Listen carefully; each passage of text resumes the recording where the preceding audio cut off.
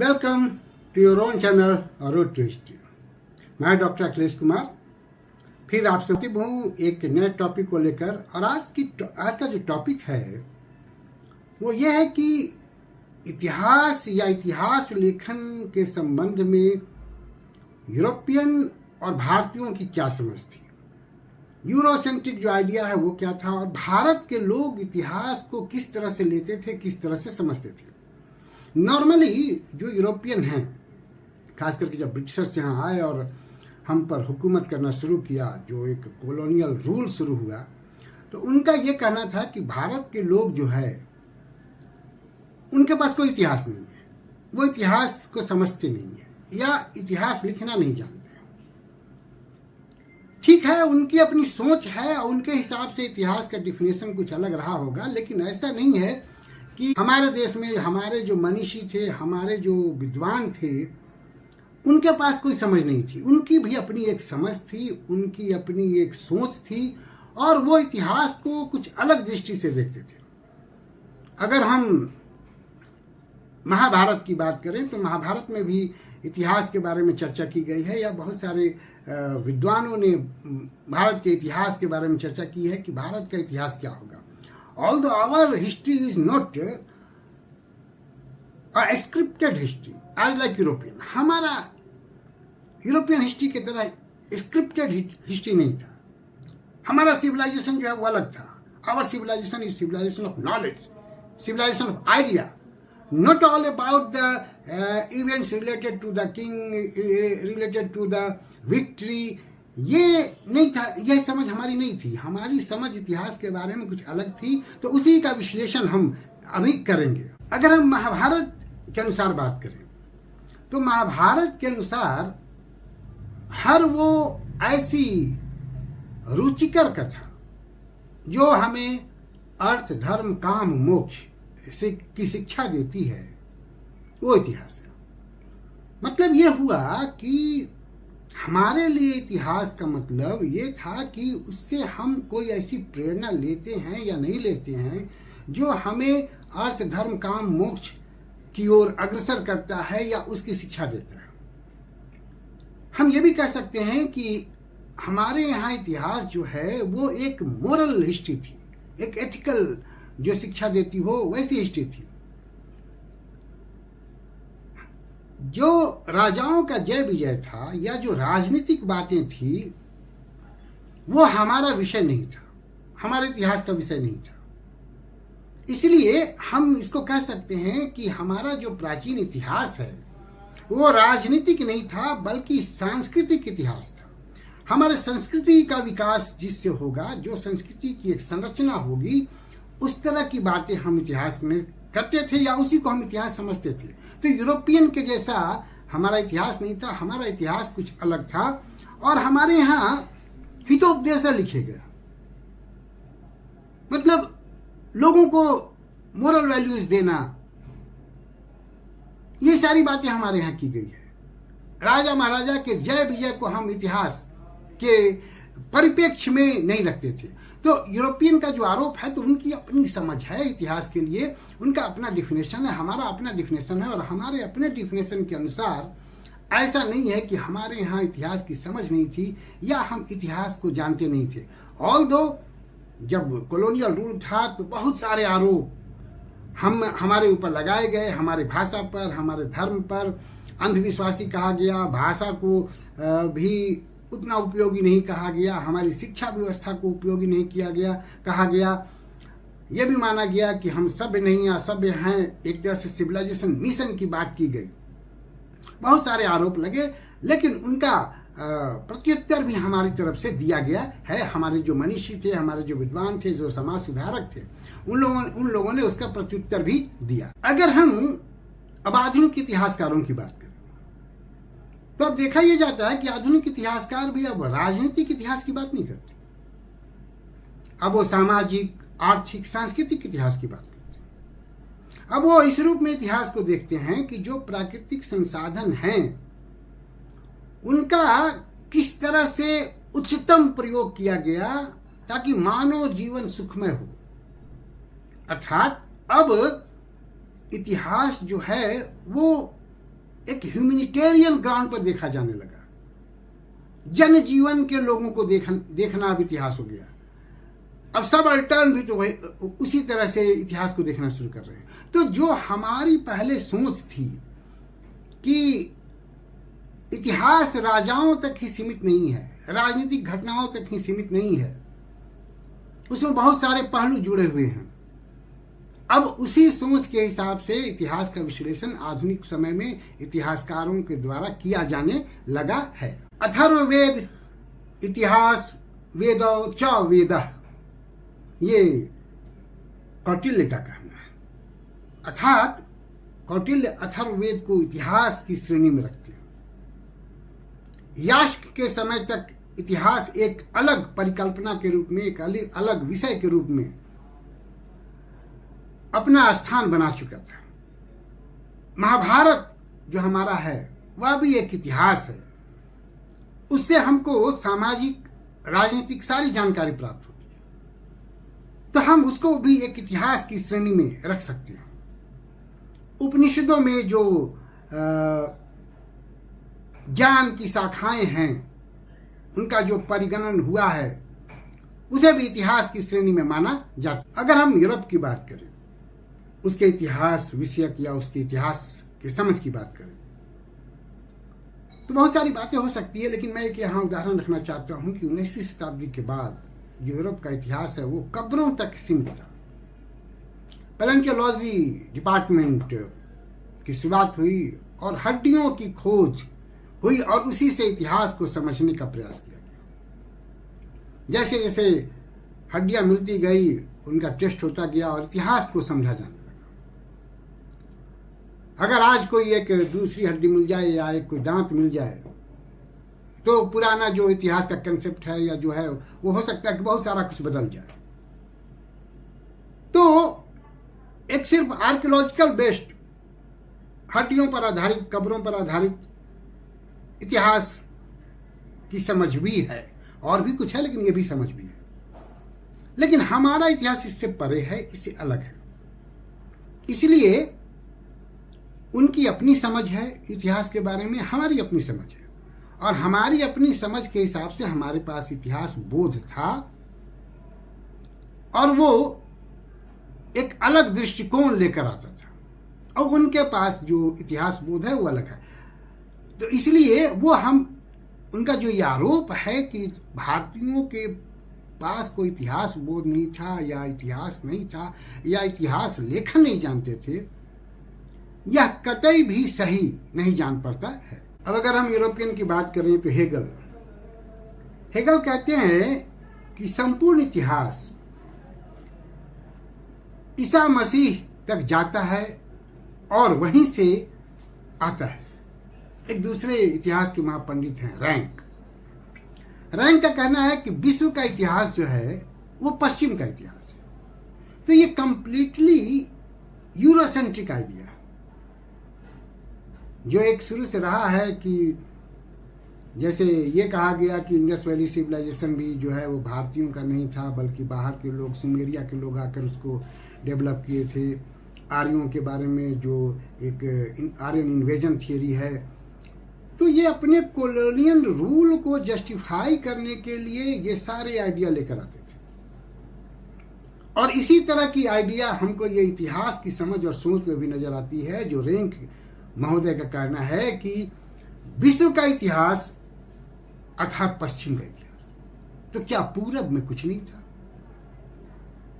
विवेकानंद ने बहुत सारी बातें कही है कि अगर पश्चिम से हमको कुछ सीखने की जरूरत है, तो पश्चिम को भी पूरब से बहुत कुछ सीखने की जरूरत है। दर्शन सीखने की जरूरत है, धर्म सीखने की जरूरत है। तो ये तो पूरब हो या पश्चिम हो, दोनों के पास अपनी एक अलग समझ होती है और दोनों के पास अपनी एक धरोहर होती है। तो हम ऐसा नहीं कह सकते हैं कि पूरब में, एशिया में या भारत में इसकी अपनी कोई समझ नहीं थी या इसकी कोई धरोहर नहीं थी। भारत में जो पृथ्वी की उत्पत्ति या उसका जो काल निर्धारण कल्प, मनवंतर, महायुग में किया गया है, और 10 अरब 61 करोड़ वर्ष पहले तक बताया गया है। यूरोप में इसी अवधारणा नहीं थी पहले, जब तक बिग बैंग थ्योरी नहीं आया या प्रोटीन स्ट्रक्चर की थियरी नहीं आया या यूरेनियम डेटिंग की थियरी नहीं आया, तब तक तो यूरोप इन युगों को या पृथ्वी कब से है क्या है इसको जान भी नहीं पाया था। लेकिन हमारे यहाँ वो संकल्पना थी, और आज जब ये प्रोटीन स्ट्रक्चर थ्योरी वगैरह आ गया है तो अब माना जा रहा है कि जो एक भारतीय समझ थी करीब करीब उसी समय तक, उसी समय में पृथ्वी की उत्पत्ति वगैरह हुई होगी या पृथ्वी का जो काल है वो उसी समय रहा होगा। अब माना जाता है कि 7 करोड़ साल पहले रहा होगा। लेकिन जब तक कि बिग बैंग थ्योरी नहीं आई थी या यूरेनियम डेटिंग नहीं आई थी या प्रोटीन स्ट्रक्चर की थ्योरी नहीं आई थी, उसके पहले भारत में ये समझ थी और मनवंतर, कल्प, महायुग इसमें विभाजन किया गया था समय को। ऐसा विभाजन हमको वहां देखने को नहीं मिलता है। एक विद्वान हैं पीएस सोरकी, वो भारत में जो युगों का बंटवारा हुआ, सतयुग, त्रेता युग, द्वापर युग, कलयुग, इनको समझने का प्रयास करते हैं। हालांकि वो इनका नाम अलग देते हैं लेकिन इनको समझने का प्रयास करते हैं। उनका नाम अलग है, वो नाम देते हैं एक्लेक्टिक, आइडियलिस्टिक, आइडियलेशनल एंड सनसेट, ये अलग नाम देते हैं, और सनसेट को वो कलयुग से तुलना करते हैं। मेरे कहने का मतलब ये है कि जो विचारधारा भारत की थी 4 युगों की, सतयुग, त्रेता, द्वापर, कलयुग, उसको कुछ विदेशी विद्वानों ने भी उसकी अहमियत को समझा है और उसका विश्लेषण करने का प्रयास कर रहे हैं। तो हम ये खारिज नहीं कर सकते इस बात को कि भारत के मनुष्यों के पास कोई ज्ञान नहीं था या वो कोई समझ नहीं थी। उनके पास अपनी एक समझ थी, उनके पास इतिहास का एक अलग बोध था। जो यूरोपियन या पश्चिमी विद्वान हैं, उनका मानना है कि कर्म, अकर्म, विवेक, नीति शास्त्र पर जो पहला क्रमबद्ध ग्रंथ लिखा गया वो अरिस्टोटल के द्वारा लिखा। लेकिन बाल गंगाधर तिलक इस बात से इनकार करते हैं और उनका मानना है कि अरिस्टोटल ने जो बातें लिखी है उससे बहुत पहले और उससे विशद रूप में इन सारी चीजों की बातें, विवेक, नीति शास्त्र, कर्म अकर्म की बातें महाभारत और गीता में की गई है। केवल हमें उनको समझने की जरूरत है। अब यह अलग बात है कि जो यूरोपीय विद्वान हैं वो अपने विचारधारा को थोपने के लिए हमारे जो ये ग्रंथ हैं उनको सिरे से खारिज कर दिया, नकार दिया। लेकिन बहुत सारे ऐसे विद्वान भी हैं जो यूरोप के भी विद्वान हैं जो इन ग्रंथों को अब अहमियत देने लगे हैं। विश्व इतिहास के एक महान लेखक हैं विल ड्यूरेंट। विल ड्यूरेंट का कहना है कि हिमालयी प्रतिरोध के बावजूद भी हमें इस बात को स्वीकार करना पड़ेगा कि भारत से बहुत सारी चीजें विश्व को प्राप्त हुई है, जैसे व्याकरण, शतरंज, नीति शास्त्र, सम्मोहन विद्या, दर्शन शास्त्र। तो ये जो चीजें थी वो भारत में थी और भारत में ज्ञान का और इतिहास की एक समझ थी। मतलब कि ऐसा नहीं है, कॉलोनियल माइंडसेट के जो लोग थे, यूरोसेंट्रिक माइंडसेट के जो लोग थे, उन्होंने भले ही आरोप लगाया हो कि भारत में इतिहास की समझ नहीं थी, लेकिन यूरोपियन कुछ राइटर ऐसे भी हैं, इतिहासकार ऐसे भी हैं जो इस चीज को मानते हैं कि भारत के पास ज्ञान का भंडार था। अब यह अलग मुद्दा है कि हमारा ज्ञान जो है एक अलग था, एक अलग दृष्टिकोण से हम देखते थे। जैसा कि मैंने बताया पहले कि महाभारत में ये बताया गया है कि हर वो लोक कथा, हर वो जन शिक्षा जो अर्थ, धर्म, काम और मोक्ष की शिक्षा देती है, तो हमारे यहाँ अर्थ, धर्म, काम, मोक्ष को महत्व दिया गया था, तो उसी से संबंधित बातें हम करते थे। तो हमारा दृष्टिकोण अलग था। जहां तक प्राचीन इतिहास के स्रोत की बात है तो यूरोप का जो इतिहास है वो यूरोपीय सभ्यता इतिहास प्रधान कही जाती है। 16वीं शताब्दी के पास तक उसके पास बहुत सारे स्रोत माने जाते हैं, लेकिन ऐसा नहीं है कि भारत में इतिहास के स्रोत नहीं थे। और इसका विवरण एक बहुत बड़े विद्वान हैं गौरी शंकर हीराचंद ओझा और दूसरा है विरजानंद दैकर्णी। उन्होंने एक पुस्तक लिखी प्राचीन भारतीय इतिहास के स्रोत। उसमें बहुत सारे स्रोतों की चर्चा उन्होंने की है। फिर एक और जीपी सिंह हैं जिन्होंने एंशियंट इंडिया हिस्टोग्राफी करके एक किताब लिखी। उसमें बहुत सारे स्रोतों की चर्चा की है और यह बताने का प्रयास किया है कि हमारे पास इतिहास के स्रोत थे। यह अलग मुद्दा है कि हमारे इतिहास की समझ अलग थी और यूरोपियन के इतिहास की समझ अलग थी। एक हैं तंत्र दर्शन के बहुत बड़े व्याख्याता सर जॉन वुडरफ। उन्होंने एक पुस्तक निकाली, क्या भारत सभ्य है। दरअसल ये पुस्तक निकालने का उनका जो कारण था वो ये नहीं था कि भारत पर वो क्वेश्चन मार्क लगा रहे थे कि भारत सभ्य है या नहीं है, बल्कि एक दूसरे विद्वान थे मिस्टर विलियम आर्चर। उन्होंने भारत के सभ्यता पर, भाषा पर, मूर्तिकला पर, चित्रकला पर, काव्यों पर, सब पर आरोप लगाया था और सबको खारिज किया था। उन्हीं को जवाब देने के लिए ये जो जॉन वुडरफ जी हैं वो ऐसी किताब लिखते हैं और उनके सारे आरोपों का जवाब देते हैं। औपनिवेशिक काल में जो उपनिवेशवादी इंपीरियलिस्ट राइटर थे उन्होंने इस तरह के बहुत सारे आरोप लगाए, ज्ञान शून्यता का आरोप लगाया कि भारत में तो ज्ञान है ही नहीं। लेकिन उनको ये नहीं भूलना चाहिए कि डार्क एज का कंसेप्ट यूरोप में था, भारत में नहीं था। 6वीं शताब्दी ईसा पूर्व में भी हमारे यहाँ गौतम बुद्ध, जैन, महावीर जैन जैसे विचारक हुए। उससे पहले उपनिषद की रचना हुई है जो एक फिलोसफिकल टेक्स्ट है। तो ज्ञान की धारा हमारे यहाँ पहले से थी। अब ये अलग बात है कि ये उनके समझ से परे थी या वो उसको समझकर भी नजरअंदाज कर रहे थे, क्योंकि उनको रूल करना था और उनको दिखाना था कि इंडियन जो हैं वो अनसिविलाइज्ड हैं and we are here to civilize them. So there was a concept of civilizing mission और इसी मिशन के तहत वो काम कर रहे थे। इसलिए विभिन्न प्रकार के आरोप लगाए जा रहे थे। European history and civilization is scripted civilisation.